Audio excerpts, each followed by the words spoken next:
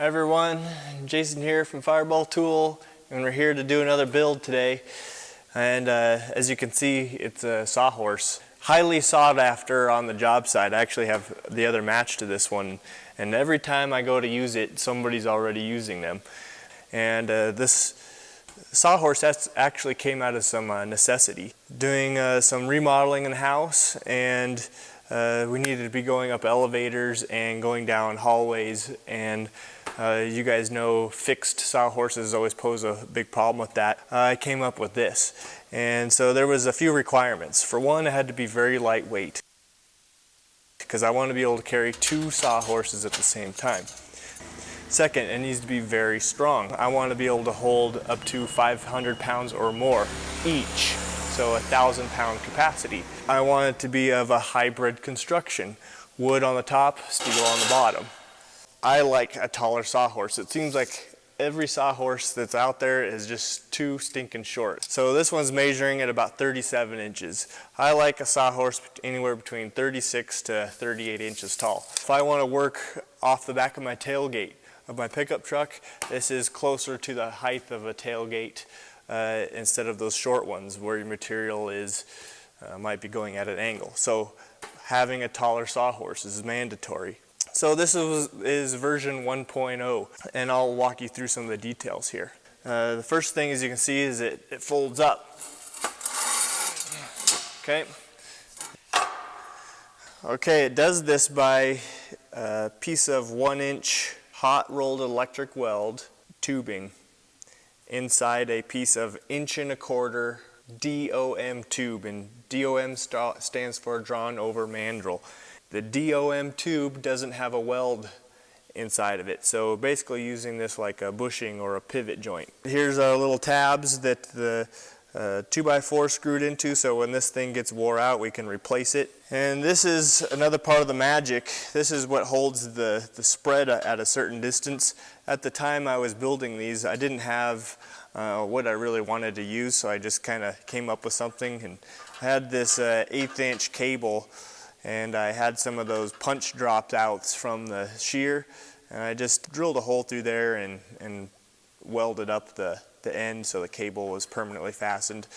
I know this is hard to replicate, so in the version we're going to build this afternoon, we're going to change this. So look for an update on this. I want to be able to put more stuff in the back of my truck, service truck, or hang on the wall when I'm done with it. This should take up very little room in your shop. When we're done building, we're going to be building 3 sets, so 6 more Sawhorses total. Let's get building these things, right?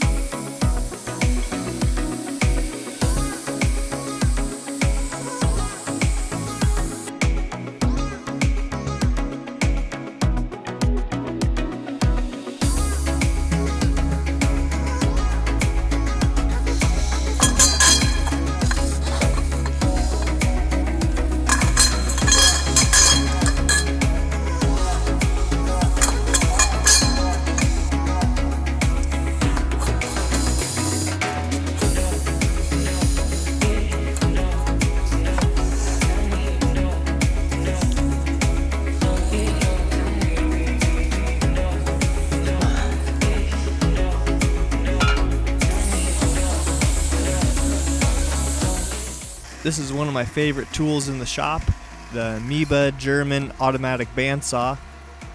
Slicing up some tabs to hold the 2x4 to the spine of the Sawhorse.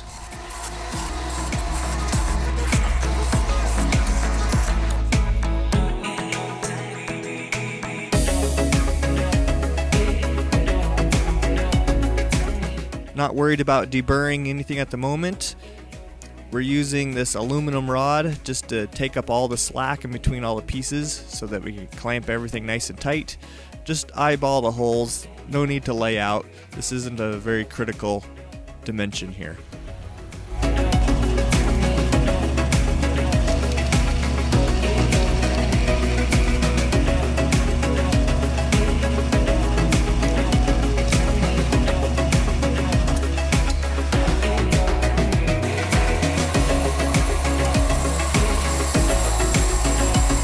cutting the bushings that the legs of the Sawhorse get welded to.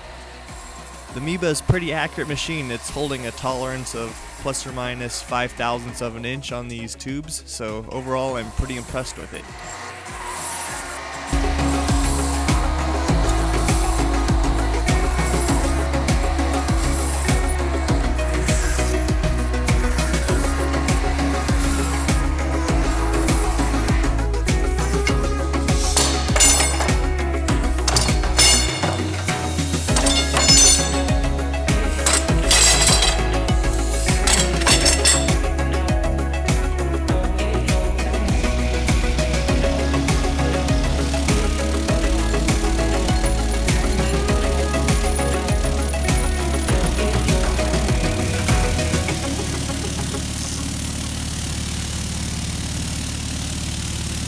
Some of you guys might recognize this beast. This is my 1943 Kerning Trekker horizontal milling machine. We're going to use this beast to cope the DOM tubing to this square tube. I love taking these opportunities to share the machine with you because some of you guys are just starting out in the metalworking, but it's just fun to see an old piece of equipment just do some serious work. So let me show you kind of what I want to do with this thing.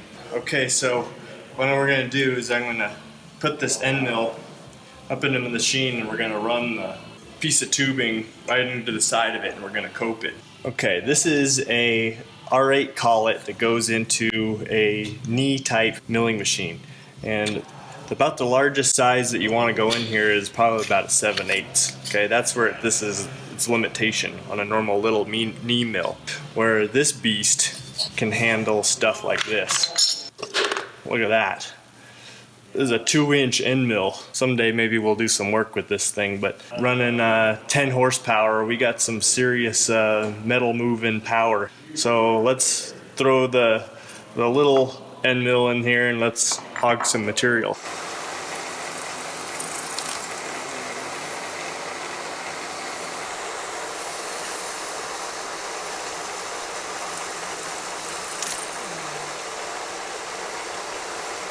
I know you just saw me cope those tubes, this tube steel on the Kerning Trekker mill, and you're probably thinking to yourself, I don't have a 10 horsepower Kerning Trekker mill to cope these, so what am I to do?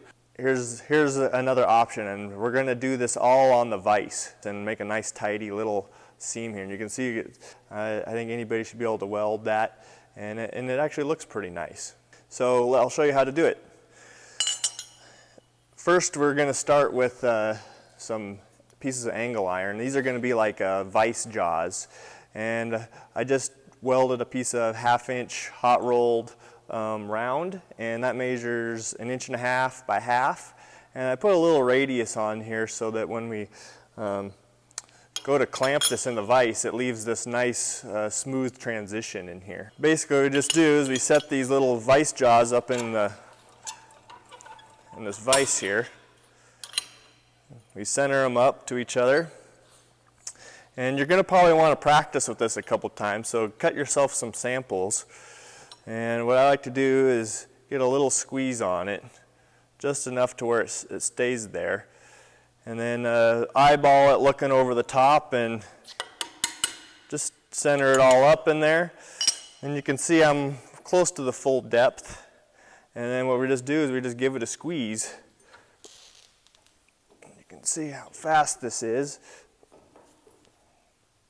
and you can play around with how much squeeze you need, but I probably squished it in about 1/2 inch or so. And all we do is we back it out, and we're left with this. You can see the nice little grind marks in there and what the end profile looks like. Okay, but we're not done yet, so it should look something like that. Pull the vise jaws out, and we flip it the other way. So here's where we just squished. We turn it 90 degrees in the vise, and we grab about 1/4 inch of the jaw on there, something like that. Okay, just barely grab the end, and what's going to happen is as we squeeze this, it's just going to continue that fold in.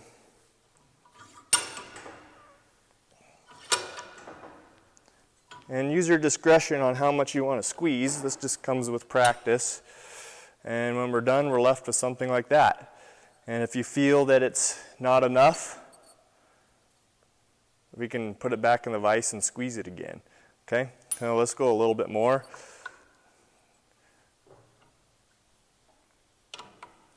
That was about a little half a turn more.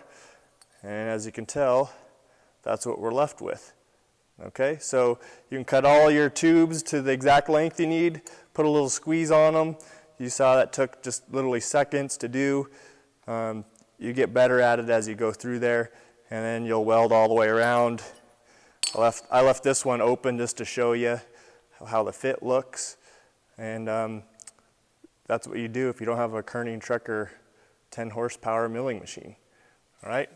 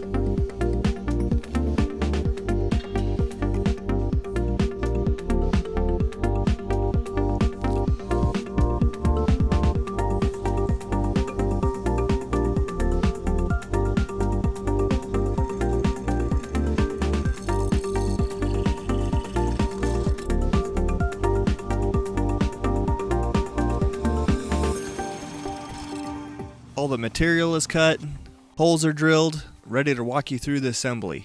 Everything is referenced off this square tube I have clamped to the back edge of this table.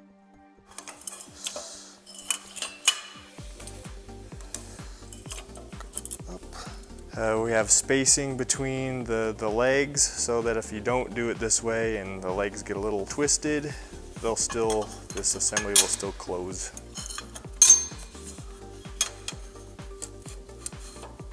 Don't forget to orientate your feet correctly, the angle. So you can see one's going one way, one's going the other way. And as you can see, I have everything on spacers. This is a 1/4 inch, and underneath these are 1/8 inch spacers. The round tube has an 1/8 inch wall, so we need to put an 1/8 inch spacer underneath all the legs to align the center line.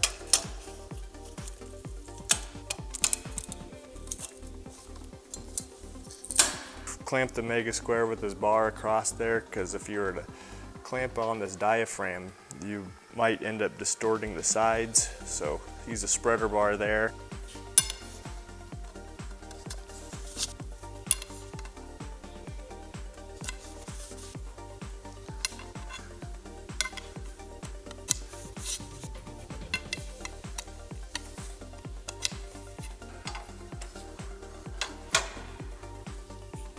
We're just going to be welding across here and here and around the sides. This extension here is so you can either put a bolt, but I'm just going to tack weld this shut so this assembly won't fall off. This goes up.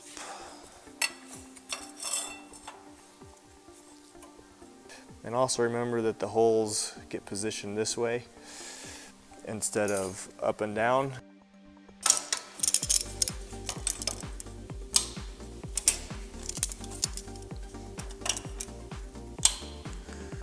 This is a 1x1 square tube, and this is 3/4 by 3/4 square tube. And this is designed on purpose so that you have this weld gap in here, so you can put a little fillet weld in there. If this was flush and you welded there, you got to grind it back off so that you don't have so much grinding to do, or none at all, in my opinion. Okay. So that lines up like that, and as you can see, that little clearance in there allows you to weld, and you weld right here.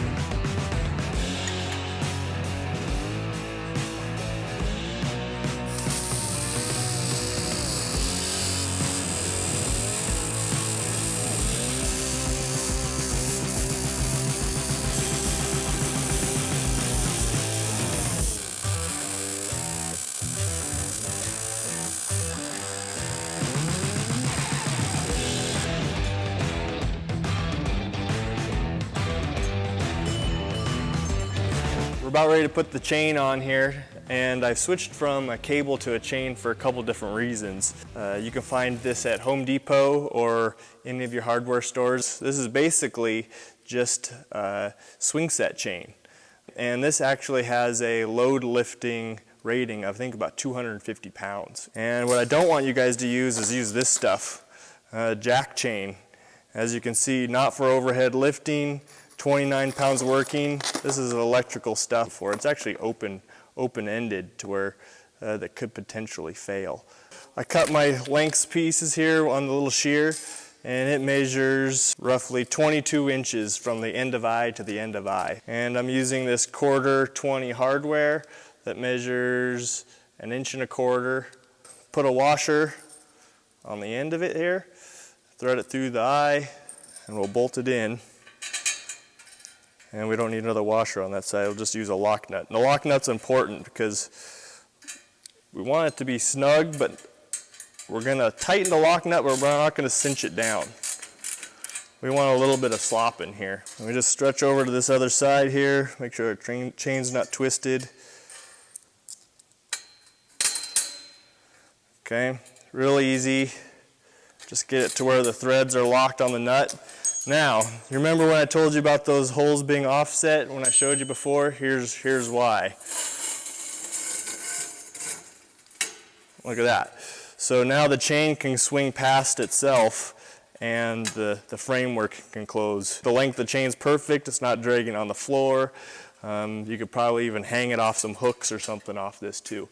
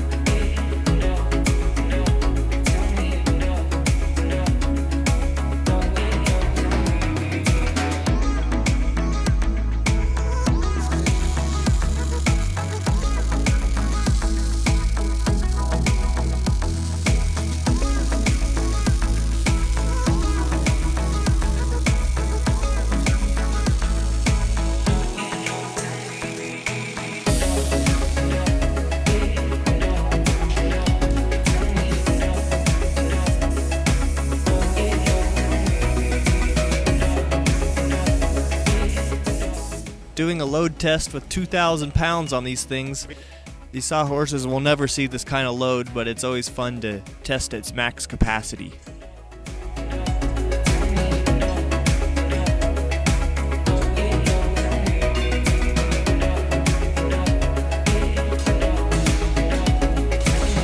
Overall, these sawhorses are a very fun project to build. If anybody wants to build them, I have the plans uploaded on the website at fireballtool.com. Please subscribe for more awesome content, and I'll catch you on the next one.